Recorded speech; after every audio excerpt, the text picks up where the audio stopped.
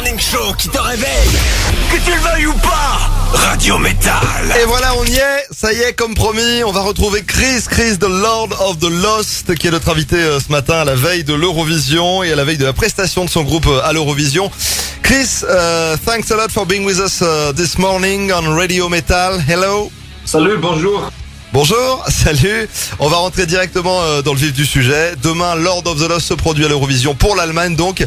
Et ce qu'il faut savoir, c'est que ça fait longtemps déjà que vous voulez participer à l'Eurovision avec ton groupe, sans succès jusqu'ici, parce que c'est ce que vous avez dit, vous n'étiez pas assez mainstream, pas assez radio friendly. Et quand on écoute Blood and Glitter, qui est le titre avec lequel vous allez représenter l'Allemagne demain, on n'a pas spécialement l'impression que vous allez changer votre style. Est-ce que ce sont plutôt les critères de sélection pour l'Eurovision, en tout cas en Allemagne, qui ont changé?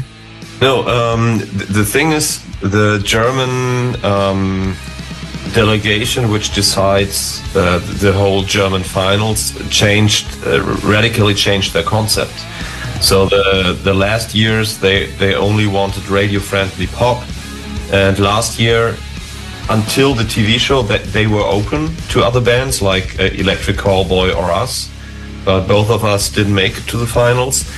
Because they were sure that the only chance to win Eurovision would be like more normal pop music, and I don't mean that disrespectfully, just describing like, you know, normal pop music.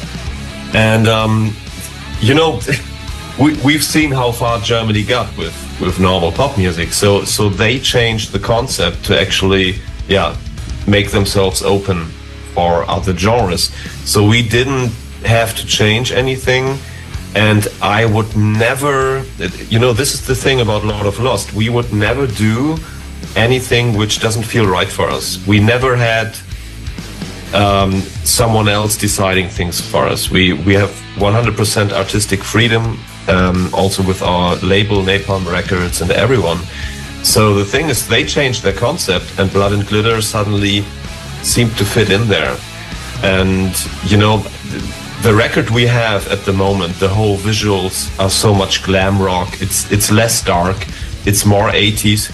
But this is something that we decided for the whole album before we decided to apply for Eurovision again. So we didn't change our concept to go to Eurovision, but they changed the concept to make space for us. Ok, donc c'est bien ça, la délégation allemande qui fait la sélection a complètement changé son concept depuis plusieurs années. Ils voulaient jusqu'ici uniquement de la pop qui passe à la radio, enfin la radio, pas radio métal évidemment, les radios commerciales mainstream. Et finalement ils se sont ouverts donc cette année à des choses différentes, et c'est comme ça donc que Lord of the Lost se retrouve à représenter l'Allemagne sans avoir eu, c'est ce qu'il nous dit, à changer quoi que ce soit. De toute façon, il précise bien qu'ils n'auraient pas changé quoi que ce soit. Ils ont une liberté totale, y compris vis-à-vis de leur label Napalm Records. Et donc, c'est la délégation allemande de l'Eurovision qui a changé la donne, qui a changé le concept et presque qui s'est adapté à eux plutôt que l'inverse. Et alors bon, la question qu'on peut se poser quand même, c'est ce qui vous a poussé à vouloir participer à l'Eurovision à l'origine. C'est pas forcément un rêve évident pour un groupe de métal. You know, the motivation is I grew up with so many different kinds of music. When I discovered music through the vinyl collection of my parents, it started with classical music and the Beatles and 60s and 70s music, and then early glam rock like David Bowie and things like that. And then I started listening to a lot of pop music like Roxette, and then I discovered Nirvana, Guns N' Roses, Metallica, and then things got heavier with Slipknot and so on. So, but my musical interests were always very diverse. And when I was a kid, already being a musician, because I'm a classical cello player since I'm 5 years old, I remember standing in front of the TV and watching the Eurovision shows every year. And I was so fascinated by the whole show, not necessarily by the music, but I was so fascinated by the show of the artists, because you know, it's not hard to tell that I'm fascinated by good shows, otherwise we wouldn't look like we do. And I remember being a kid and standing there and saying, oh my god, I want to be on that stage one day. And yeah, actually applying there was a it's a children's dream come true. And the thing is, when we applied for the first time, which was, I don't know, 7 years ago maybe, it was just out of curiosity. Like, let's see what happens. Why not? And then you get denied, and then you evolve some sort of, damn it, why not? And the more you get denied, the more you want it, actually. Yeah, of course, yeah. Ok, donc c'est un rêve de gosse qui devient réalité, hein, concrètement, tout le monde a bien compris. Il a envie de participer à l'Eurovision depuis tout petit. Il a parlé de la collection de disques de ses parents, qui est sa première découverte de la musique, avec du classique, du Beatles. Il a cité David Bowie aussi. Ensuite, il raconte comment il a découvert Guns N' Roses, Nirvana notamment. Et il était musicien lui-même dès l'enfance. Il a commencé par jouer du classique, du violon. Et donc, au milieu de tout ça, il se revoit regardant l'Eurovision, fasciné par le show plus que par la musique elle-même, c'est lui qui le dit, et de se dire qu'il veut lui aussi se produire sur cette scène.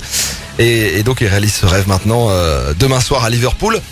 Et donc, il ajoute qu'il y a 7 ans, c'est la première fois qu'ils ont postulé pour représenter l'Allemagne, et il dit que c'était vraiment, sans vraiment y croire, et plus par curiosité, histoire de voir ce que ça pourrait donner.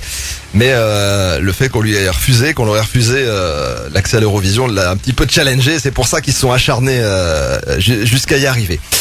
Alors, moment un peu particulier maintenant, puisque Chris, tu vas faire la connaissance de quelqu'un. Ici dans cette émission, dans le Metal Morning Show, nous avons également tout un tas d'intervenants, toute une galerie de personnages, et il y en a notamment un, le professeur Zikmu, qui voulait poser une question également, qui voulait te poser une question ce matin. Oui. Professeur Zikmu, c'est vous qui notamment le jeudi décortiquez les paroles des titres, qui nous racontaient l'histoire de titres et de chansons métal, et justement, vous aviez une question à poser des pipes. concernant alors dans The Lost le titre qu'ils vont interpréter pour l'Eurovision.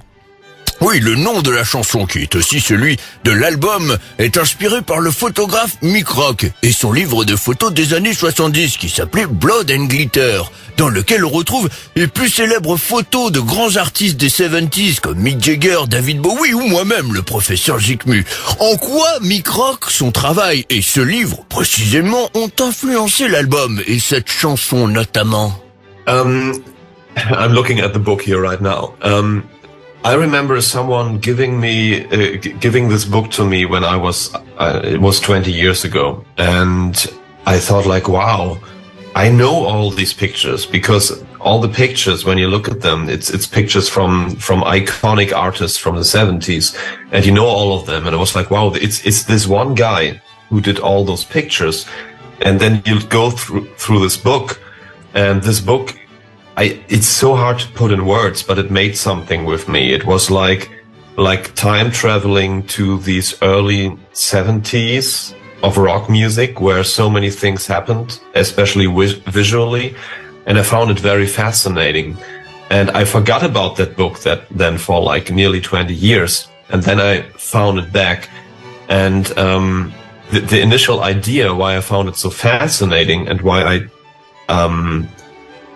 told the guys in my band, hey, what do you think about like making a record which kind of looks like it could be part of the photo book? The initial idea was to ask Mick Rock if he could do the photos for us.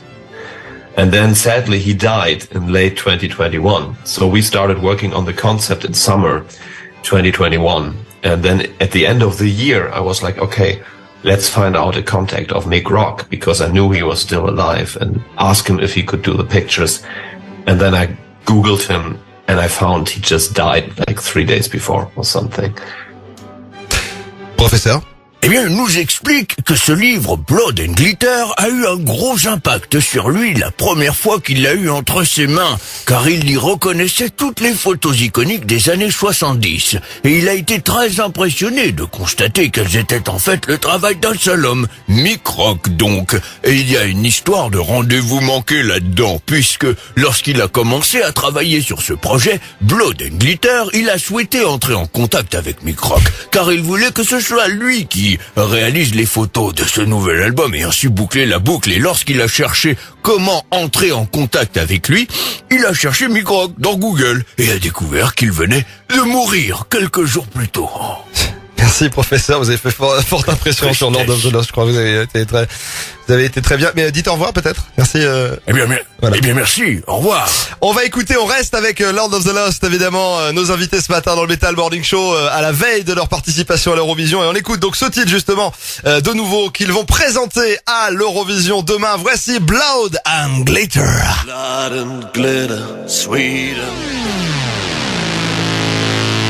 C'est avec ce titre que le groupe Lord of the Lost représentera l'Allemagne à l'Eurovision demain soir à Liverpool. Et chez nous, ce sera regardé à la télé sur France 2. On est ce matin avec Chris, le chanteur du groupe, qui nous accorde un peu de son temps à la veille de leur prestation. Alors, on vient d'écouter la chanson Blood and Glitter, dont on parlait il y a quelques instants aussi. Et Chris, tu nous as aussi expliqué que participer à l'Eurovision était pour toi un rêve depuis que tu étais enfant. Est-ce qu'au-delà de la réalisation de ce rêve de gosse, tu participes à l'Eurovision et tu te produis à l'Eurovision demain avec un message à véhiculer? Yeah, absolutely. The good thing about the whole Blood and Glitter album and also Blood and Glitter as a song is when you look at it from the outside, at first glance, it's just a party album. It's just a party track. But if you listen to the words, actually most of the lyrics on the whole record are very serious, very political, very, very deep. And the thing with Blood and Glitter, the song, is it has a very important message which totally also fits into Eurovision. The key message here, the key line is we're all from the same blood. We're all the same. But at the same time, it tries to enforce people to live their individuality and accept themselves how they are, and also accept and embrace change, that things can change every day and that it's fine that you can feel different every day and that you can be different every day. Ok, donc oui, Lord of the Lost portera bien un message demain soir, déjà que ce soit pour leur album entier ou la chanson précisément qu'on a écoutée et qui vont jouer demain. Il explique que si on écoute simplement la musique, c'est plutôt de la musique dansante, c'est plutôt pour faire la fête, mais que si on écoute les paroles, on se rend compte qu'il y a de nombreux messages, ce sont des paroles très engagées, très profondes, qui parlent notamment de politique et donc qui portent des messages. Et concernant la chanson Blood and Glitter précisément qui vont jouer demain, le message clé, la ligne clé de cette chanson, c'est ce qu'il nous dit, c'est nous sommes tous du même sang, nous avons tous le même sang. Et le message, c'est aussi d'encourager tout le monde à vivre et à assumer son individualité, ses particularités, mais aussi accepter et accueillir à bras ouverts le changement, les choses qui peuvent changer tous les jours. Et c'est fine, c'est ok de se sentir différent tous les jours ou d'un jour à l'autre. Un dernier mot avant de te remercier Chris d'avoir été avec nous sur Radio Metal dans le Metal Morning Show. Toujours concernant l'Eurovision, évidemment, on ne peut pas ne pas parler au moins un peu de Lordi qui avait surpris tout le monde en gagnant l'Eurovision, le concours en 2006 pour la Finlande. Est-ce que tu crois qu'il y a eu un avant et un après? Est-ce que leur participation et surtout leur victoire, mais avant tout déjà le fait que la Finlande ait fait le choix surprenant de les envoyer pour les représenter, a changé un peu la donne à l'Eurovision? I think maybe Lordi showed that Eurovision does not necessarily have to be just about soft music, but I think in terms of a show, Lordi wasn't an exception. Of course, it was a horror show, it was a monster show, but it was a show, and Eurovision has always been about a good show, so that wasn't new, just the music was heavier. But I think Lordi kind of set the ground for all the other rock bands to come, because actually people saw it's possible, it's working. Pour lui, en fait, le fait que ce soit du métal ou pas, c'était pas forcément le plus important. Lordi faisait un gros show. L'Eurovision, au-delà de la musique, pour lui a toujours été une affaire de show. Donc pour lui, Lordi avait tout à fait leur place et il faisait juste de la musique un peu plus lourde que les autres. Mais l'essentiel, c'est qu'il faisait le show. Et donc on l'a compris. Il va le faire aussi, le show demain soir à Liverpool et sur France 2 pour l'Eurovision. Chris du groupe Lord of the Lost, chanteur de Lord of the Lost, représentant de l'Allemagne. Évidemment, on est impatient de les voir. On a très très envie qu'ils atteignent une très haute place, voire pourquoi pas la première place après Lordi en 2006, après Maneskin entre autres il y a 2 ans. Tant pis pour Lazara qui représente la France. Nous demain soir, notre cœur ira plutôt du côté de l'Allemagne et de Lord of the Lost. Le meilleur pour toi, Chris. The best for tomorrow and thanks a lot for your time this morning for Radio Metal. À bientôt. À bientôt et à demain soir à la télé, en tout cas sur France 2. On va remercier Nicolas Gricourt également, qui est le rédacteur en chef de Radio Métal, qui a rendu cet entretien possible, qui l'a préparé. Les questions, c'était lui. Et d'ailleurs, tu vas pouvoir retrouver également Lord of the Lost sur radiometal.com et dans le magazine Radio Metal, également en version texte, en version écrite. Et on va écouter Lord of the Lost encore une fois. Alors là, c'est plus le morceau qu'ils vont jouer à l'Eurovision. C'est un autre morceau extrait de l'album Blood and Glitter, qui est l'un des singles également que tu as déjà écouté dans le Metal Morning Show. Voici Lord of the Lost maintenant sur Radio Metal.